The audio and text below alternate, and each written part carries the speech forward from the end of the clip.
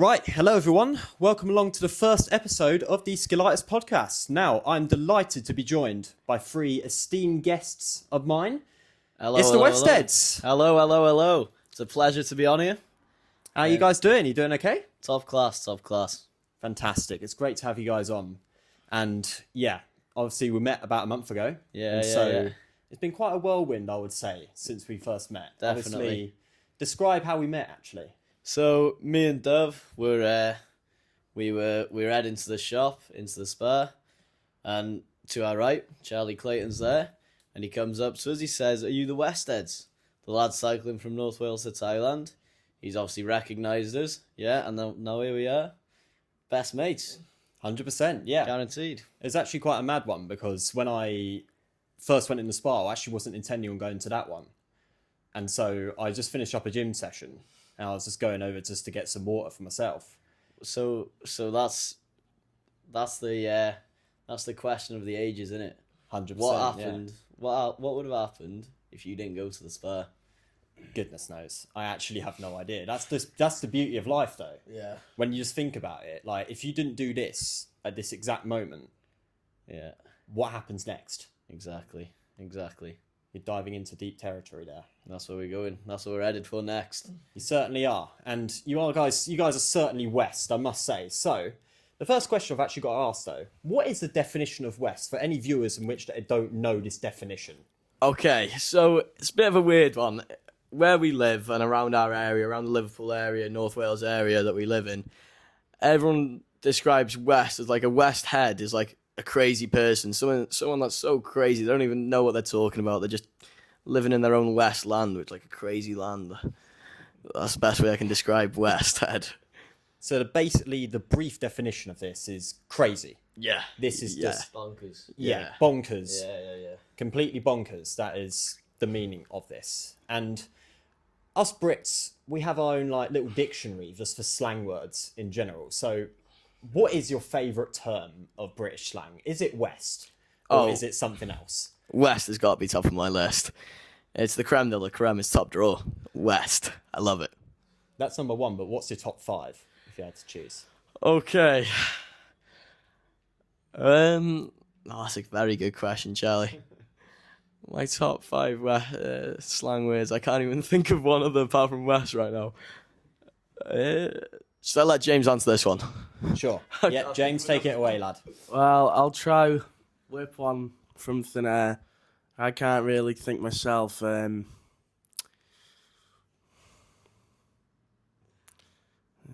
Gaff, maybe? Yeah, gaff is a common one.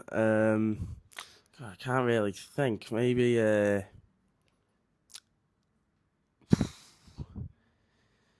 you could say ASAP. You know, get here ASAP. I don't know if that's quite British though. I don't know. I've got a couple. All right, Those pass, got a couple. I can't think pass of him any. pass back on to him then. So yeah, West is the top for me. Gaff's a good one. Gaff means like a house, doesn't it? Like Yeah, a house or a place, because yeah, a gaff can be subjectory, if that's a word. If it's not, then put it in a dictionary. Then it can mean like a house. It could mean like just a place. Like a stadium is often referred to as a gaff. A restaurant, cafe, just can be literally anything. yeah. And this where it can be subjective is, for example, geezer. Is that a form of slang? Geezer. Yeah. It is, but it's further like Essex way, innit? Geezer. That's true. But we don't really use that from where we're from, though. That's down where you're from, innit? Like, do people use geezer where you're from in Brighton? I would say geezer does get mentioned, but I'd say gaff is the most common. We've kind of got a tendency now just to say the word bruv, even though I think it's definitely been passed on. It certainly didn't originate from Brighton. Yeah. And you may have heard of this one, actually. Here's another one that you could potentially add to your dictionary, is mush. Mush, yeah, we know mush. You know mush, do you? Yeah. Where did you learn that from? Well, a lot of people say it. Like a lot of people say it around us, yeah. What, in Wales? Yeah. Serious? Yeah. In South Wales, I think they say it quite a lot, like a lot. Yon mush. Yeah. Wow. Yeah. Didn't expect that, because I know it from my days in Hampshire, Southampton in particular, but it's only in that county in England where I've only heard it. So Yeah. that's, Oh no. For us in Wrexham, it's probably like la.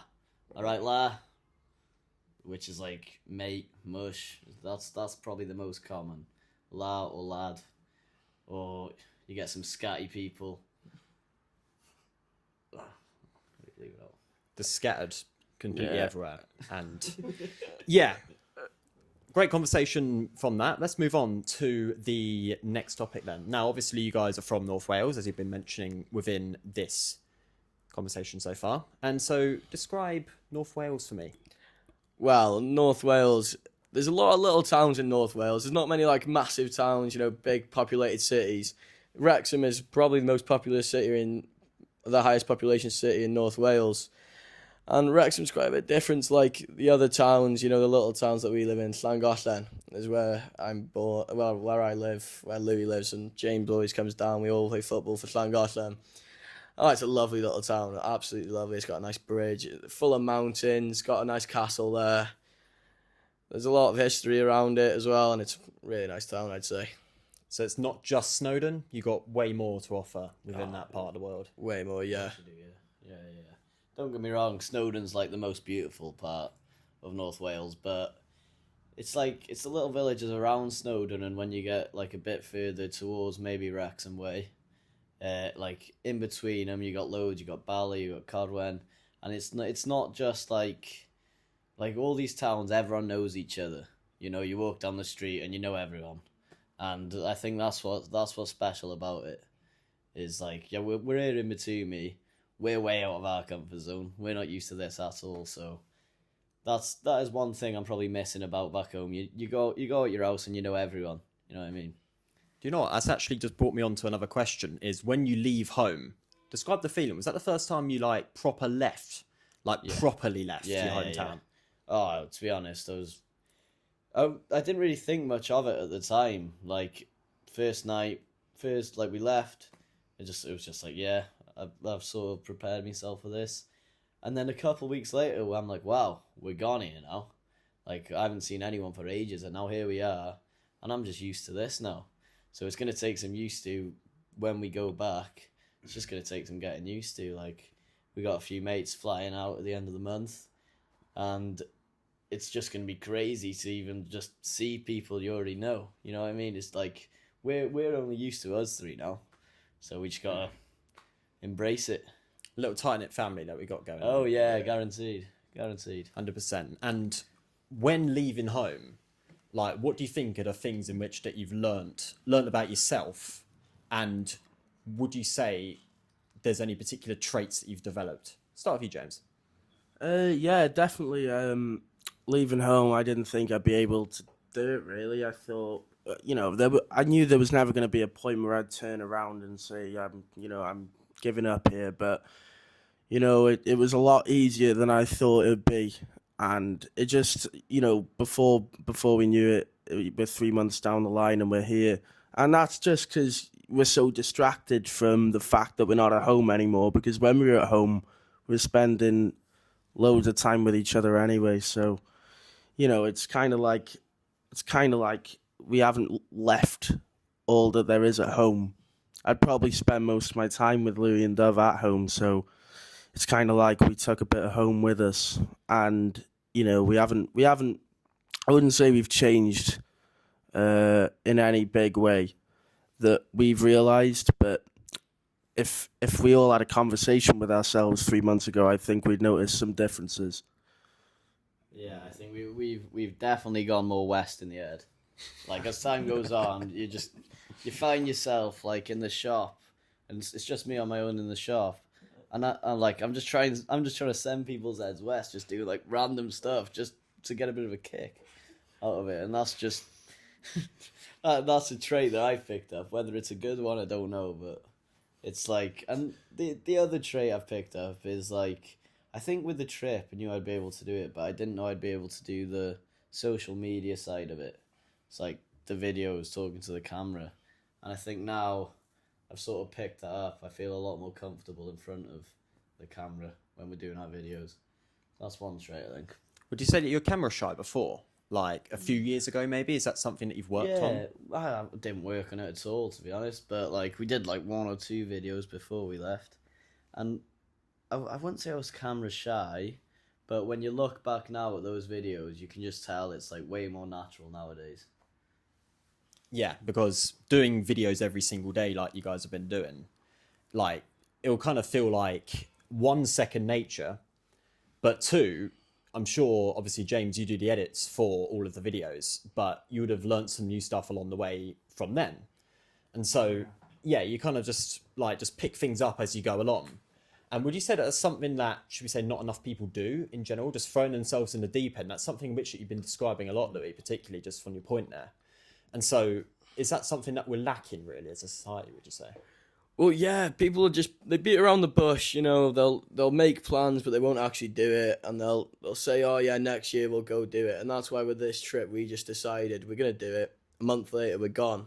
Otherwise, you'll just be always, you know, oh yeah, pushing it onto one shoulder, pushing it to the side all the time. But you just got to go for it. If you want to do it, just go for it. Start videoing yourself. No one cares. No one cares. People feel embarrassed and scared to video themselves. Think of people that'll make fun of them or something. No one actually cares. You know what I mean? 100%. And especially because it's 2026 now. New Year's just turned. We're in second half of this decade, which is crazy to even say that just in general. But now it's really the time. Like, if there's any time in which you can do that, obviously we say start now or start on Monday or start tomorrow or so.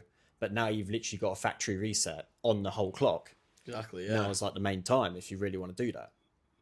Yeah, definitely. Just, you know, if you've always wanted to do it, if you've always wanted to, you know, make social media or content or something, why not? Why don't you actually just start now? We've got a fresh new year, big new year ahead of you, and you'll be in way better position on social media. Even if you just do a couple of videos a week, you'll be in a way better position on social media now, this time next year than now.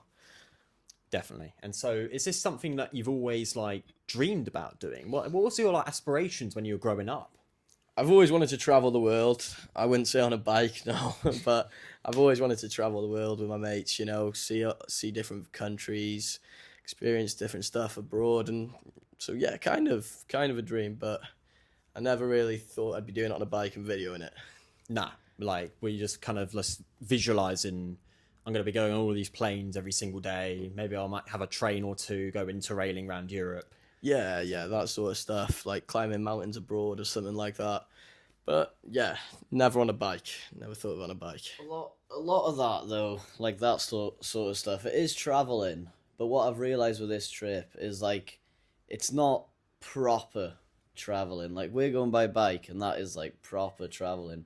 We're going through these tiny little like villages in Serbia, and you've got people inviting you, and we had like a family barbecue with this barbecue, and I just zoned out and I thought, this is like proper traveling. This is what no one else from where we from has been in that little part of the world, you know. And I just think like, if you just go for it, innit? Maybe it's because we've got half a brain, but we just thought of the idea and we're gone. You know what I mean? We just didn't think twice about it, got what we needed to get, and boom, out the door. I like to add winging it to the slang terms. Winging it, yeah, spot on. 100%. Yeah, I think that's probably number 4 in which we got to, so it's slowly getting to number 5 there. But they'll just come throughout the episode, won't they? Yeah, they'll just randomly happen. Yeah, they will, because it just rolls off the tongue naturally for us, exactly. Of course. But I want to ask James this question, actually, about education and travel. Would you say that travel has been your number 1 form of education, would you say, in your whole life?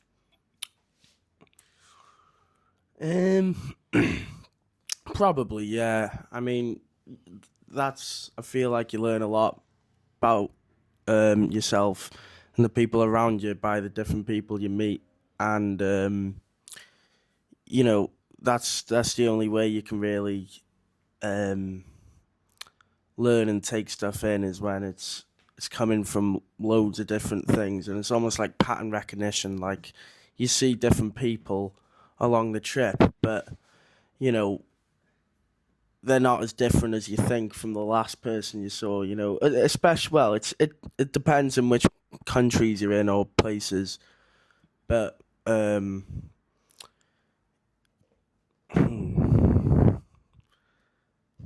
What was the question?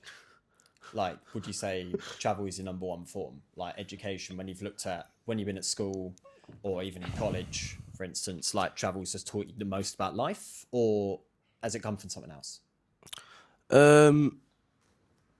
Well, yeah, it's taught me a lot, like discipline. You know, you don't want to carry on cycling. You got to do it. You got to nail down the last 10 kilometers of the day. So it's taught me discipline, motivation. But it is motivating getting up in the morning. That's what I've learned because I'm going a bit off track here. That's the whole point of this. It's all about going off track. That's the main objective. But yeah, next one, which I really want to like ask you, which you touched on a little bit, is, should we say, your upbringings? Like where you guys first met. Obviously, you mentioned that you obviously lived nearby, like near each other. But talk about your first experience, your first interaction with one another. I don't actually remember my first interaction with Dove, just because like my dad and Dove's dad, they're best mates, so we grew up together. So I knew Dove since he was born, sort of thing. But I actually remember that my first interaction with James, and that was in football. So our friend who lived in our little town, Stan, he went to school with James, brought him along to training, and I went up to him, oh, nice to meet you, my name's Louis. And then from then, here we are. That was like 4 or 5 years ago. Little did I know we'd be staying in Batumi, cycling the world together, but it's all worked out perfectly. And who won that game of footy? Well, it was a training match, but he got into the team. Put it that way. My dad was my dad was the manager, and he obviously realised James is a good player, good centre half. We won the league the season after, Mate. That's what it's all about, man. Exactly. All you do is just get in there, just find something you might click with a little bit. There you go. Like something will just gel at the end of the day. Exactly, Like yeah. especially when you're meeting people. When it comes to gelling with someone, like was it an instant, should we say, connection? You maybe instant friendship in which that you had, or I wouldn't did say it take it was a bit of like time? I wouldn't say it was like instant. We didn't like catch each other eye, and we knew from that day. But it was like over time we just got closer. Like started doing more things outside of footy together, and then I think the main one is because we were sort of like a mix of two friend groups. We all went on a holiday to Morocco together, and we got really close after that. I think that was the breaking point. Amazing. Like, Yeah. especially for the amount of time like you meet someone, it's just all about like just doing the little things with one another. Like the little things can make such like a difference, course like it people can. don't even know. And yeah, it's this crazy life that we live. So, and now you're here cycling with literally second-hand Two bikes. cars. Yeah. Right, Second- literally. Like they're cheap. They're cheap bikes. Like we got them from a little place in our town, a little charity like bike repair shop. They just bring bikes in, repair them, give them away, and they just raise money for charity, I think. And we got them off them for dirt cheap. They helped us like fix them, like get them to a decent standard. We're gonna have to get them fixed again here, but it's like anyone can do it. We get a lot of comments saying like that we're like posh lads. We're not at all. Like we're just your average lads. Got a little bit of money from working, set off, and then just made a bit of money off the videos and donations, and now we're it's actually possible. But I don't think it was looking possible before we left. I think if you'd have asked most people, I think like 95% would have said they're not going to do it. But now I think it'd be the other way around. So we've come far. We have definitely come far. And describe the first question about your journey. Like, I saw on a video online, actually, it's one of your first ones on your Instagram, and it was you and Dove talking. And so you mentioned, Dove, that it was an instant. Like, you just said, yeah, I'm doing it. Yeah, 100%. But Am I right in saying that, James, it took a bit of time to convince you? I'd say, yeah, not long. Like, in my head, I was like, okay, they've came up with this idea, and, you know, we've came up with, like, ideas before, and I just thought, ooh, what's happening here? But then a weekend, that I realised, you know, them two are serious about it, and I had a proper think, you know, do I do another year in college, or maybe go into an entry-level degree in uni, or do I just take the time now and just go for it and stop pondering on it? And I just thought, yeah, why not? I can't think of a better way to spend the next year than cycling the world, seeing different things with my two best mates. So, yeah, by the week, I made my mind up.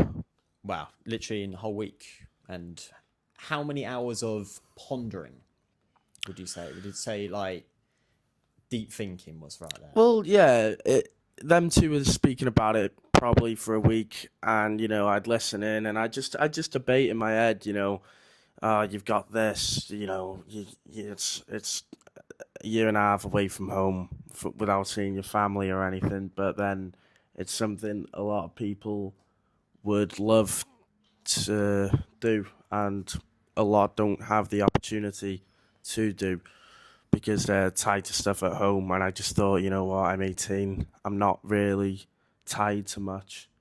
You know, obviously your family, but in the grand scheme of things, I'm not tied to much. And then I just, you know, spoke to my parents and realised, yeah, this is a bit of me. So I'm glad they both came up with the idea. I'm glad that you're here as well. Like, took that risk, took that leap of faith. Yeah. Because it was kind of just when, as soon as you maybe a few days, it might just think, I'm not too sure. I can always maybe get on a train back home or just somehow find a way. But when you leave, you just kind of don't really want to go back on these things. Oh no. As soon as I left, I had some, like, you know, 70% of in my head was, I really don't want to, you know, turn around. I'm so excited for this adventure. But there's like a little, you know, thoughts creeping in, like, oh my God, I've really just dived in the deep end and I've never had a swimming lesson in my life, Have you sort not? of thing. No, No, it was just an analogy. but yeah. But once we left the UK, it was like, yeah, it was crazy on the boat, and then getting off, it just felt like I just went into another dimension, sort of thing. I mean, obviously you've had a swimming lesson before. I've clarified that now. But were you saying you knew nothing about bikes and you took a course? Nothing. You literally took a course, Like, went down to a local garage. That's it. We knew nothing. We'd never really biked before. Like, I've been on like a couple bike rides. I know how to ride a bike, but never gone on like a big bike ride. Knew nothing about like the mechanics and stuff, but we've just winged it. We haven't had anything like too serious happen to our bikes, and if we did, we'd be a bit screwed probably. But we'd have to just get a YouTube video up and just fix it. We know like the basics, so we're just gonna have to get them back up to scratch for Kazakhstan.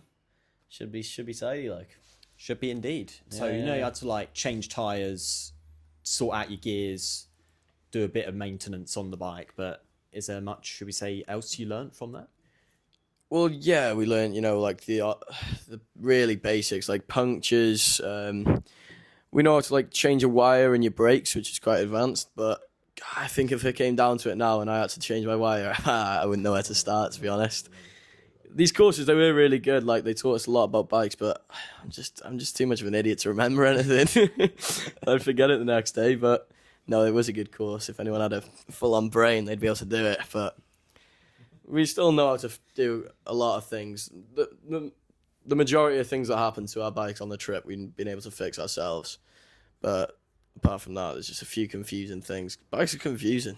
They are a bit confusing. So many little parts to them, like there's like, and you got these Allen keys, and there's so many different holes to do. I haven't got a Scooby. Ain't got a Scooby, that's number 5. Oh, Come ain't got a on. Scooby's good. That's a very good That's one. a good yeah, that is a one. good one. I haven't got a Scooby-Doo. You can even add an extra word on to the end of that as well. I Yeah. haven't quite unlocked the do yet. You haven't unlocked the do I'm getting yet. there. I'm getting there. No, yeah, Right, neither. it's, I'm just a bit of a Scooby guy. So, what is the reason why you decided to go to Thailand? Obviously, you're going from North Wales, your hometown, over to Chiang Mai in Thailand. Yes, So, correct. describe like what is the reason for choosing that country in particular? Well, Thailand, the reason was because we've got a friend that's living in Thailand, in Chiang Mai, and he lived by us in Wales, in North Wales. He lived in a town called Kevin, 5 minute drive from Llan, and his father sadly passed away from a heart attack probably about a year ago now. And then with the money he inherited, a couple months later, he moved out to Thailand, flew there, and started living in Thailand till now. And then he's come back to the UK for a little holiday, but he's gone back to Thailand. And then we're meeting him there, and we're raising money for his dad along the way for the British Art Foundation. Truly amazing. Like, you've raised so much money as well just for that corporation, British Art Foundation, already. Yeah. And so is everything going to, should we say, him and his family? Is that, should we say, like where it's coming from? What, where the money goes? Yeah. The money is, we're raising it in memory of his father, but the money is going straight to the British Art Foundation themselves, like the charity. Oh, okay. So it's like supporting, should we say, people who perhaps, should we say, have a problem with art problems, and that's where it's going to. Yeah, any problem with anything with to do with hearts, it all goes to that charity, British Art Foundation. Yeah. Brilliant, amazing, like truly inspirational as well. Because how old are you guys? We're all 18. Oh, every single one of you is 18 years old. Yeah. Like, I think the average person coming out from UK, for example, like 18 years old, you ain't got a clue what you're gonna do.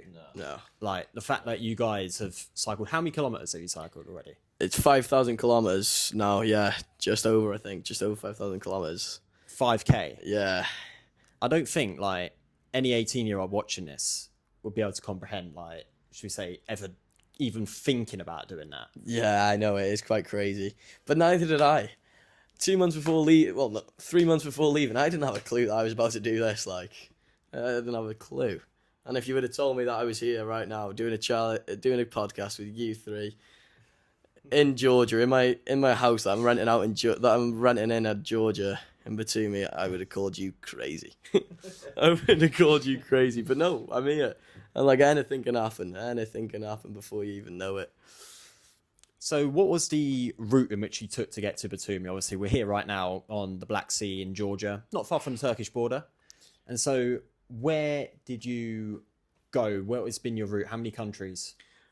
How many countries? We're talking about 12, probably. Yeah, well, we started off in our hometown, Llangollen, cycled down through a bit of Wales, through England to Harwich. And then from Harwich, we got a ferry. Most people go to France when they do these cycle tours, but we actually went to Netherlands, the Hook of Holland, cycled through the lovely flat lanes of Netherlands. And then we went through Germany, went on the River Rhine, then went on the River Danube, through Austria, Slovakia, Hungary, Romania, Serbia. And then we were dipping into Romania and Serbia, went into Bulgaria, cycled down Bulgaria, into Turkey, spent a few nights in Istanbul, went up onto the Black Sea coast at Samsun, followed it all the way into Georgia. And that's where we're in Batumi now. 12, I counted then. I think I counted 12. Well, actually, here's another question, slightly on topic as well, but not related to cycling. Like, would you say, even though the UK is one nation of England, Wales, Scotland, Northern Ireland, but would you say that Wales and England, should we say, count as two in this case? I mean, if you're judging from, should we say, sports competitions, like, for example, UEFA competitions, we got England and Wales, then you can even add an extra country to that. It's 4 different countries, really, isn't it? It's like, for me, I like to say that I'm Welsh and not British, just because I feel like, as like a Welshman, we're all just very proud to be Welsh, and I think just because England's like the big brother, we're all just like, you know, I love English people, like yourself. Thank you. But I'm just very, very, very proud to be Welsh. So much so you've got the flag on top of the Christmas tree up there. We've carried it the whole way. Way. And we've had so many people like the whole time just like, oh, Wales, Gareth Bale, the whole time. I think James had a Craig Bellamy. Actually. Craig Bellamy. Yeah. Wow. So you're going to get someone else, like maybe Aaron Ramsey might be the next fight. Yeah, you might yeah, get. Chris Gunter. But Chris Gunter. Chris Gunter. Wait, if someone shouts Chris Gunter, what is your reaction going to be? If you're going in the middle of nowhere in Uzbekistan or somewhere, like, what is your reaction going to be? Duff? Chris Gunter, I crash. I tell you, I'll donate $1,000 myself if someone shouts Chris Gunter in Kazakhstan. Really? Yeah. God. Never. Remember this moment. Yeah. No one's Remember got a this. Chris Gunter. Note this down. If someone from Kazakhstan shouts the word Chris Gunter when you three guys are cycling through in Aktau or wherever in the west of Kazakhstan, then you've heard of it first. I'll donate $1,000. And how many rest days have you had, like, on the trip? Obviously, you're going through so many cities. Your families and friends have come down to visit as well. From as you've been going on the route, because you've been going through a couple of capital cities, and they've been having, should we say, some rest days in there to come to visit. Well, guaranteed. We weren't at the start. We thought we were going to be a bit rushed, and then we were just beating time. So we thought, like, there's no harm to have. We had like a couple of rest days. It'd probably be like 5 days on, 2 days off, sort of thing. But it was more just every time we reached like a big city, we wanted to explore. Like, we had like 3 days in what's it called, Belgrade. Yeah. Like 2 or 3 days in Budapest. We had a week in Istanbul because my family flew out. Regensburg. So it's just when we wanted to, we had the freedom to just be able to have those rest days. And when the weather was good, we sort of just went because you just got to make the most of it. Certainly. And I wanted to ask James this question, actually. With all of the countries or even cities, you can add both. If you had to rank from your top 3, go third, second, first. I'll ask all 3 this question, actually. You, James, first. What is your favourite city / country? So, favourite place we've been to, really? Yeah, that you've been on your route. You know, I had a lot of fun in Istanbul. I thought that was a great city.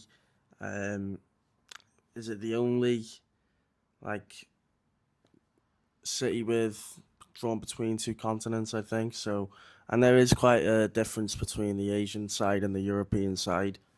So, yeah, I thought Istanbul, you know, it had good nightlife, good street food, a lot of cats, 1 or 2 dogs. But, yeah, I liked Istanbul. That being the top 3 for me. And then, do you want to... Well, I've got like a top 3, my top 3 countries. Yeah. I'd say in number 1, it's drawn between Serbia and Turkey. Now, I think Serbia is one where, like, you know, people are like advised not to go to, and it's sort of like I think it's a very precious country. Like 100%. It's a hidden gem, in my opinion, it in is. Europe. I've been to Belgrade myself, and Yeah. wonderful, honestly. It really is. It really is. Like, the people there, really nice as well in the country. There's so many beautiful views, and I think it's going to go number 1 for me. Number 2, I'll say Turkey. Yeah. Just because the people were really nice again. You get invited in for a chai every 2 minutes. Hospitality is like second to none. So they're number 2.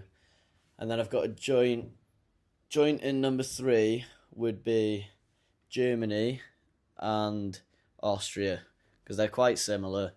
People were friendly to us, and it was just like so nice along the River Danube, and there were just so many like beautiful views. So that's why it's number 3 for me. And then for cities, quick fire with this one. Number 1, Istanbul. Number 2, Budapest. And number 3, Belgrade. Straight like that. Straight like that. Straight like that. Istanbul's comfortably at number 1 though. Really? Yeah, beautiful city. It is very nice. Yeah. I've also been there as well. And I don't think there's any kind of like city like it. Like, No. you've got everything there. Literally. You've got a mix of the 2 sides, as James mentioned. Great food. Chai. Can you actually just explain what chai is for anyone that doesn't know? It's just like the Turkish tea. So, like, it's really nice, to be fair. You got to have a couple sugars in it, otherwise I don't like it without, but it's just, they just drink it all day, every day. They'll probably have about 5 a day. And I don't know, but they just love their chai over there. Is it better than British tea, would you say? Or does nothing compare to that? I'd say Turkish people drink their tea more. Yeah, And I'd that's agree. saying a lot because, you know, My mum can't go without a cup of tea a day. So, but yeah, they're always drinking Turkish tea. With the taste, I don't know. It's a toss up. Really. Yeah, it is, isn't it? They're quite similar. Like the Turkish teas are only small, but they're nice. I think for us cycling, you'd see on the side of the road a chai. And they were inviting you in. It was just perfect. So it's got a soft spot in my heart, and I didn't really drink that much tea back home. So I'm actually gonna go chai. Yeah. Yeah. Dove, what do you I'm say? going chai. You say chai or British tea? Ooh, it's a tricky one. I know chai is really, really bad for your teeth. I'm pretty sure I've read online like it is really bad for your teeth. Unlike the British one, I don't think it is. But it's a leaf, isn't it? It's a chai leaf. But I think I'm gonna have to go British tea. It's got a warm feeling. It's like a warm. It's a bit milky as well, and it's really nice. But chai is amazing. Don't get me wrong. Yeah, like with a chai, you can't dip a digestive in your chai. Oh God, no. You know what I mean? Nah. But with your British tea, you can. So yeah, it's a toss up.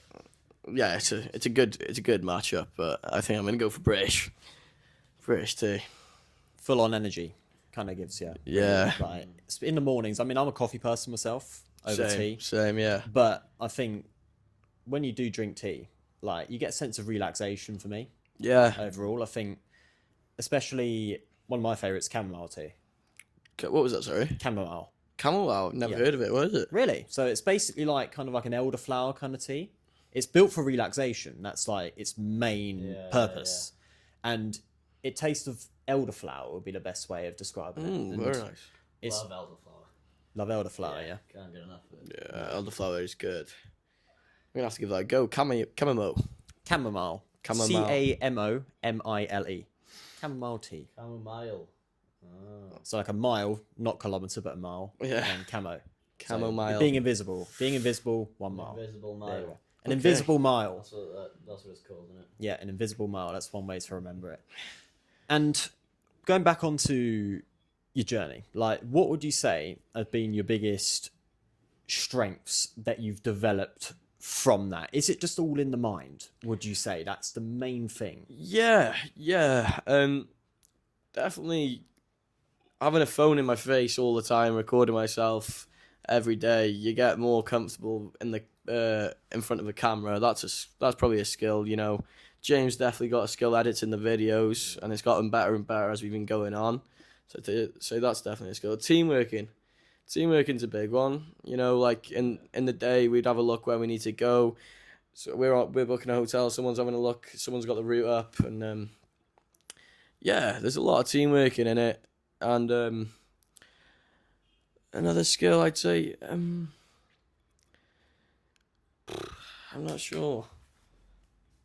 Oh, our legs. Yeah, the muscles in your legs. You know, a hill we done in Bulgaria is the same. I always compare it to this. It's the same height as Snowdon. And we just cycled up it like a massive mountain. And we just cycled up it. I never think I'd cycle up something the same height as Snowdon. Biggest mountain in Wales. Yes, the biggest mountain in Wales. But The struggle was cycling down though. oh yeah, For this guy. I had a bad crash. I did. Really? Tell me more about that. So I'm cycling down, and I'm telling you, this place is so steep. This mountain coming down, it was so steep, and I think my brakes were a bit dodgy before I went up there, but I was too tired in the morning to fix them, which was a bit stupid of me. Yeah.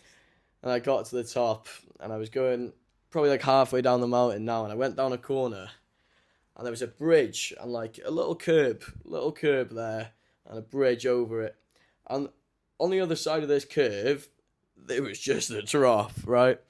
And coming flying around, and I fly off my bike, trying to brake, but I couldn't. Fly off my bike, but to the left. So I just flew into the middle of the road. My mud guard fell off, broken. Oh.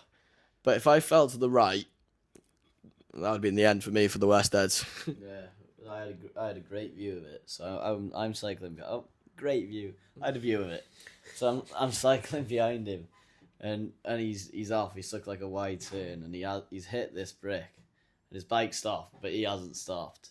So he's done like a flip onto the middle of the road. I think he's done like a full like flip, landed on his side, and then I've got off my bike, seen if he was alright. Somehow he was, but like the bike was like, there was some wonky stuff going on with it afterwards. So we couldn't cycle again that day, so we just sort of like rolled down, found a place to stay.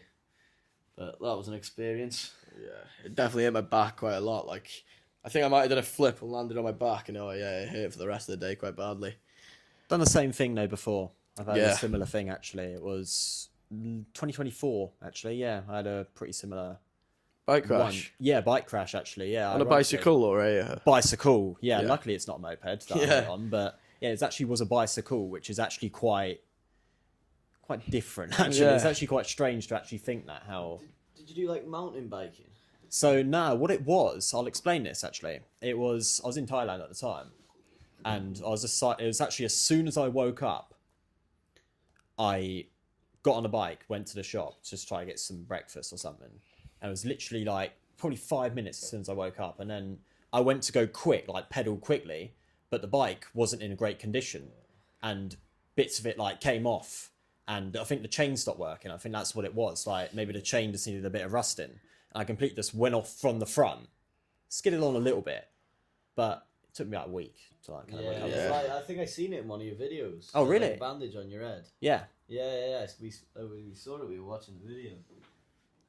Like we haven't had many falls, to be honest. We only had like Dove's just had a couple, like going into like a lamppost or something. So we haven't had any. It's just Dove. I'm very clumsy. There was one roundabout in the UK, and I just remember I don't know what happened, but you caused a massive like traffic jam. He's just like stopped in the middle of the roundabout or something. But yeah, it's only beating Dove really. That's hard fall, so we're quite lucky with that. One thing I have heard, though, which I'm not really excited about, that apparently in Thailand the roads are so dangerous for like cyclists. A couple died there like a couple years ago from the UK, I think. Because the road, like the drivers are crazy apparently. I think each law's different, and the UK is actually lucky for this. I feel like the road, like quality, and should we say, I would say the system that they got going. Yeah. I would say UK is actually one of the more advanced well, countries for that. They're the safest roads, really. I think we've been on this trip. The only country maybe you'd say Netherlands, Okay. just because everyone there cycles. So the cyclists have the right of way the whole time. So no one drives like a lunatic.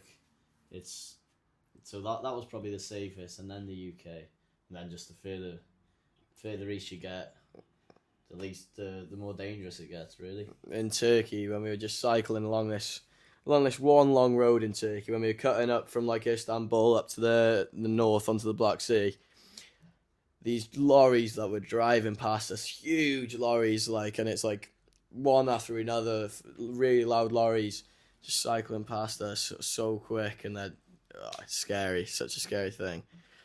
And one thing that we went through, I'll tell you the scariest bit of our trip, I'd say. Tell me. Do you want to hear it? Yeah. Right.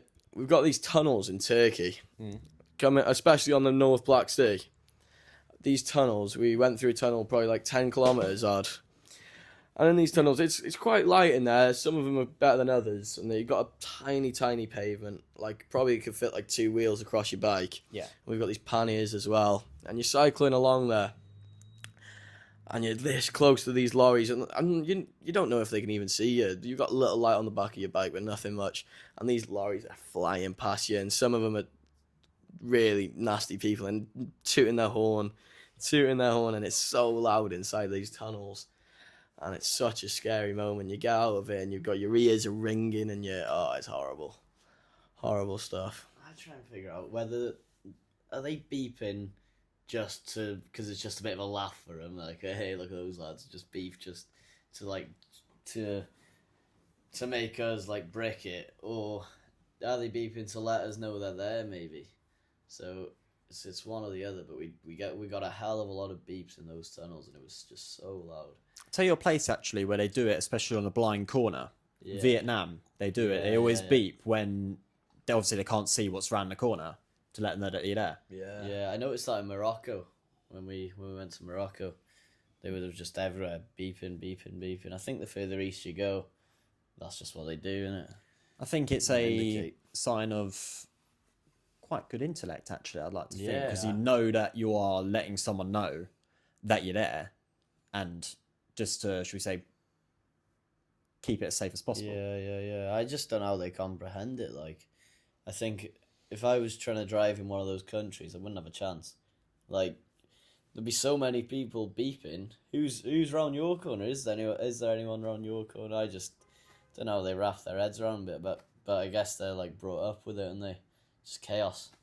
Yeah, I think that's something like we're kind of blessed with in the UK with those roads, with the roads in which that we have. And there's potholes in them, of course. There's potholes in every single road on the planet. But I think when it comes to like layout, I'd actually think from places in which I've been to, nowhere actually compares to it. No, I don't. That is one thing with the UK that we are definitely lucky with. You're right. Spot on. James, would you say that there's been a moment where I can't do this, like since you left home? Well, going back to the tunnels, I mean, after our first tunnel, I remember just stopping, having a break. We needed a break, and we were just talking like we can't have a long one. Say if we got like a 8 kilometer tunnel coming up, we can't spend 8 kilometers, which is how long? It's 40 minutes, 30 odd minutes. In a tunnel, it'd go on for too long, and it just send your head would just be a bit messed up. Like, yeah. How many kilometers are we doing a day? If there's 8 kilometer tunnels, like on average, how many have you done? It depends on which part of the journey you're talking about. I remember the first week in the UK, we were really, going for it. Our first day, I think we did 92 kilometers or something like that, which we didn't know it at the time, but that would be quite a lot, probably quite a bit above average. In Turkey, mid-Turkey, we were doing quite a bit a day. But I'd say all in all, we probably averaged about 60 kilometers, 65, 70 kilometers on days we'd cycle. But we've had some rest days, so that obviously, if you're taking all the days into account, the average would go down to probably about 45. But on a good day, we'd probably do 70, 80. Even in, should we say, like, have you had any difficult conditions actually, like on any of the days, like any heavy rain, any like fast winds, like? There's definitely been a few days where the winds are just slowing you down, and you're looking at the map and you're thinking, all right, in 2 kilometers we're going to be headed in a slightly different direction. Like, just get through it. And then heavy rain, yeah, there's been a few days where it's just you're drenched and you got to maybe stop for half an hour, put up the tent, get in there, see if the rain's going to stop. Yeah. We had such like an extreme one, the most extreme. Luckily, we weren't cycling. Yeah. Because the rain would have been too bad. But we were in like an earthquake, on like the north of Turkey. It was only small where we were, but further down there was a proper earthquake, and it was storming. We were wild camping next to the sea, which is never good. And like it was storming really badly. We're in the tent, and me and Dove felt the ground just like go like that. Like you actually felt like a shaking a bit, which I've never experienced before. And we searched it up, and there was an earthquake a bit further down, and I think it was only like a 1.4 magnitude earthquake where we were, if that's correct, but I don't think that's too extreme. But considering we were next to the Black Sea, I was bricking it, because it's like tsunamis are caused by earthquakes. I thought we were gone. Like that might have been the most worried I was, just for that like half an hour, and then I little chat with ChatGPT, and it was all right. So you relied on ChatGPT to make sure that you're all right from all an the time. earthquake. Just making sure if I need to run or not, or cycle or not. And give us as you just mentioned, a wild camping 101, like a beginner's guide to wild camping. I think we need that, to be honest. But just like, I think as soon as you get out of the UK, you get on like Netherlands and from those parts of Europe, you can do it anywhere really. Like in Turkey, you can just go into like a farmer's field, you can stick it up, or if not, you ask them and they're probably going to invite you in for tea. There's further east you get, there's a lot more land, and you can just like stick your tent up. I'd just do it in somewhere not too obvious. I think you want to be close-ish to the road, but not too close, so you can actually sleep. Otherwise, it's just too loud for me. And just a bit of like a secluded spot. And don't go by the sea as well. Don't wild camp by the sea. Don't go by the sea, people. You heard it here first. Yeah. And yeah, I think, how many times have you wild camped like before like the trip? Did you like ever think you'd ever do that? I've never wild camped. Never wild camped before? No, not before, no. Yeah, it was the first time. I've camped, don't get me wrong, camped a few times, but it wasn't really for me. And it still probably isn't. That is like the one thing maybe I like dread a bit more, the wild camping, because I can just like struggle to sleep if I've not got like a bit of comfort, if I'm too cold. But I mean, when we were in the thick of it, I did get used to it, and it was okay. But that is probably my weakness, I'd say, the wild camping. So it's something to work on though. It gives you something to strive on and to improve on. Exactly, yeah, and I think it's like, because with the wild camping, you're not having a shower as well, and your dad's like sticky, and you're sleeping in your sleeping bag. So that's the other thing. Definitely, when we move on, we're gonna have to bring like loads of water and just like wash ourselves, because we'll be like wild camping like weeks at a time. Like there is just nowhere to stay. And I'm also right in saying, or am I right in saying, that there's a trail on your route over to Thailand where you're not gonna have like, you're in the most remote area possible. Yeah. And so it's going to require strict preparation. Well, we're in the desert.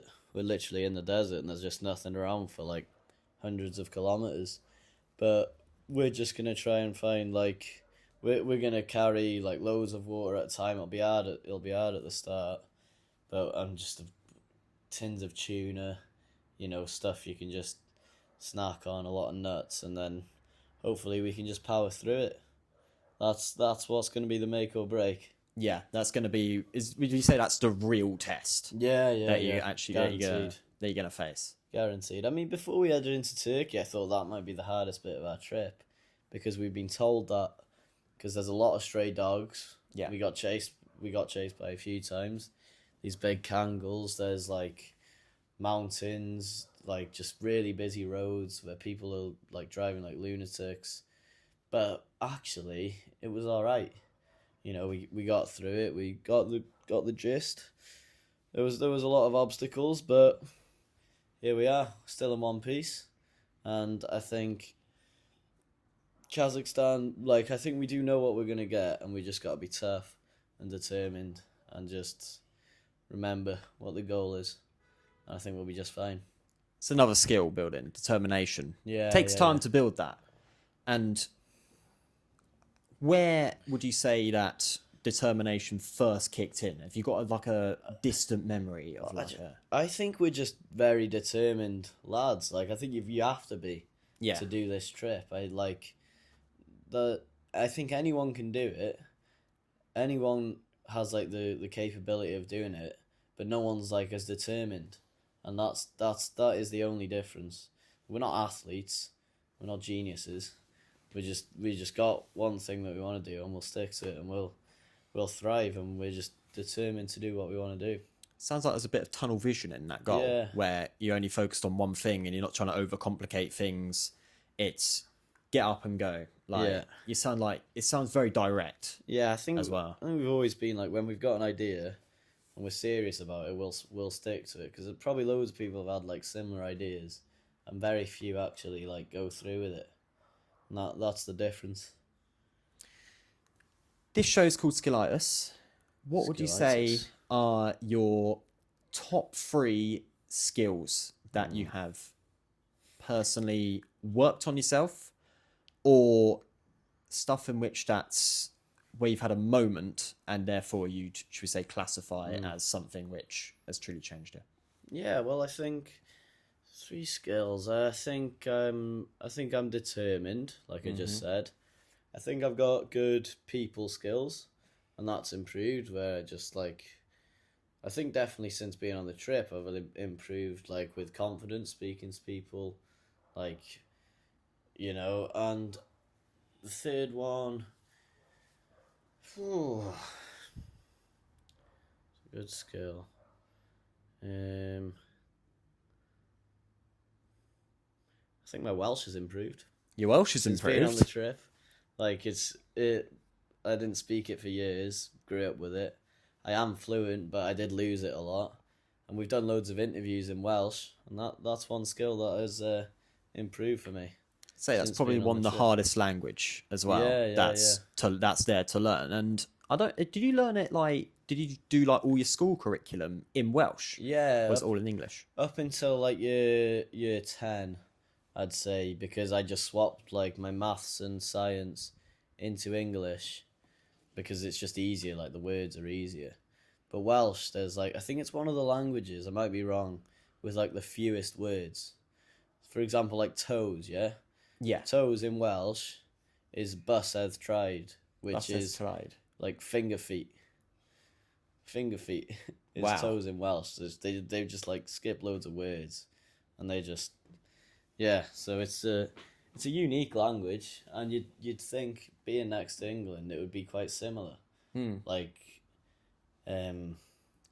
what's it called? Like Netherlands, you're reading stuff, and it's like the same sort of words as English, German. But Welsh is like just completely different. We've got a very unique language, and it's a beautiful language, really. It is, and I think that it's one which is completely rare, where if you hear someone speaking Welsh outside of Wales, even maybe on the border of England, then you might get a little bit of that. But I think even if you go out the UK completely, then I think that's It's very hard to find. You found a treasure. You found gold and diamonds. Yeah, well, definitely, and I found it in Austria. In Austria? Because I got the Welsh. They were Welsh. Yeah. But I had the Welsh flag on the back of my bike, and a lady comes cycling next to me along the river. Bore da, ti'n iawn? Like speaking to me in Welsh, and we had a big conversation in Welsh, just because she'd seen the flag. That was a great moment for me, and I think, like if I didn't have the flag, that would never have happened. Like they're like a Welsh person's just touched down in Batumi. We're spreading. You are spreading. We're on the move. Spreading your wings. And final question, all of you, I want your answers for this. What is the meaning of life, in your opinion? Well, It's a deep one. the meaning of life, in my opinion, is to, enjoy every moment of it, have a great time, make some friends along the way, have people around you that you value highly in your life, and do what you want to do. You know what I mean? Chase your dreams. Yeah, I think, quite similar. Like, the meaning of life for me is, I've always said I want to see as much of the world as I possibly can. Mm-hmm. So there's so much out there, I just want to see it all. And I think it's like, you just gotta, like, the most important thing is, like, your loved ones. So, Yeah. like, love is the most important thing, I reckon. So, if you just care about the people who are around you, don't overthink anything. Life's not too serious, really. Like, just take it in your stride and just do spontaneous stuff. I'd probably say don't waste much time on things that you don't want to be doing, and just muck about and just have a laugh. If just go the extra mile to make your friends increase, and don't think too far ahead. And wise words of Tim Carney, if you're watching, don't try be anyone else. Just be yourself, otherwise you'll mess yourself up. Wow. And on that note, that is all my questions. Guys, thank you very much for joining me on today's first ever episode of this podcast. It's been our pleasure. Thanks very much, guys. What do you say? How do you rate my interviewing? Like, what do you think of my performance? I like some feedback. I always like to get some feedback. Yeah. I think it was good. I think I don't know. I don't think there was too many faults. So I wasn't really focusing on it, to be honest. Yeah, I've just realised how you're listening to us, but you're also thinking about the next question. And at the start, when you were talking about the slang, I was in my head kind of thinking where this was going, but I've realised like through the interview that you kind of like put that there at the start, and it's something that we fell back on a little, and I thought that was quite good. Yeah. Thank you very much. Think of that. I always like to. I think one of the most important things as well is feedback out of anything. Yeah. Like, this is something which you should always strive for. Like, there's always something that you can improve. Nothing's perfect. Nobody's perfect. Like, there's no such thing as perfection. Yeah. And there's always like going to be these things. Just like keep making like when someone's waffling, just keep like add on to that waffle. You know what I mean? And that's where the best conversations come from, don't they? Just talk, waffle, and Just smile. waffle. Just Lead on to smile other throughout. Yeah, That's what exactly. it's- I think that's you're what it's spot all on. Yeah, very good. Top notch. There's another one. Top notch. There we go. Number 6. There we go. That is number 6. Thank you very much for watching the very first episode of the Skillitus podcast. And yeah, on to the next one. Stay west. See you guys. Have a good one.